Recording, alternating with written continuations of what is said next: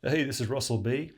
And the topic for today's video is, it's not your fault that you took psych drugs. Now, this is something that comes up time and again in the conversations that I have with people, whether it's in the support calls or it's in emails and things like that, or just when I do meet people in person, which is still kind of rare, but it does happen. And it's this feeling that you did something wrong by taking the medication. There's this feeling that you did something wrong, and what accompanies that is a seemingly endless amount of blame, of blaming yourself for committing some mortal error that you can't correct. But it's this feeling that you've done something horribly wrong, something irreversible, and it's all your fault. You're the one who chose to see a psychiatrist, or even if someone acted on your behalf, there can be blame for them for having taken you to a psychiatrist, or even having suggested it and you followed their suggestion. As someone who started taking medications when I was 11 years old, it wasn't my decision.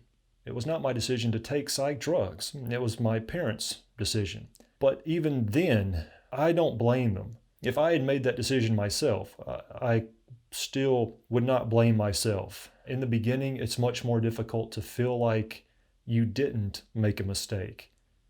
It's much more difficult, and it can seem to be an insurmountable obstacle on its own, in addition to dealing with the withdrawal and figuring out how to come off the medications and how to build a life for yourself psych drug free, or just after distancing yourself from psychiatry and the mental health system, whatever. It can seem like an obstacle you can't clear, a hurdle you can't clear just all its own.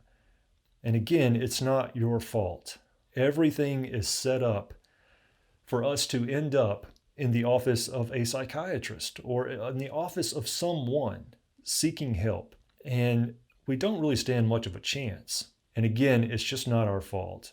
You were in need of help. And that's the common thread. And that's why it's very important that you find a way to be patient with yourself, to be loving, which can be a weird thing to say and a cliche thing to say. But it's important if you can be patient and loving and give yourself a chance to stop blaming yourself. Hey, Russell B. from the future. Real quick, while editing the video, I noticed a mistake, and I didn't say something quite as clearly as I would have liked. And that is that really all of us are in the same boat. And by all of us, I mean even medical professionals, even medical doctors. I know because if you do this long enough, you eventually talk to people from all kinds of professions, and that includes MDs. On one hand, it makes sense when people who aren't professionals, who aren't doctors, who go to school to learn about things like medications. It makes sense when we don't know what we're getting ourselves into. But even MDs, even they don't know. And I mean they don't know when they're on our side of the prescription pad, when they're the ones getting the medications, when they're the ones seeking out a prescription. They don't know what they're about to get themselves into. And if they don't know, how can we know? There is an extreme lack of knowledge and education, and it's put us all in the same boat. So don't feel bad when you don't know, because even the people who you would think would know don't know. All right, so anyway, that's it. I'm going to kick back to the before Russ. So anyway, this has been Russell B. And I've avoided making too many noises with this noisy chair. All right, support calls. Yep, let me mention that.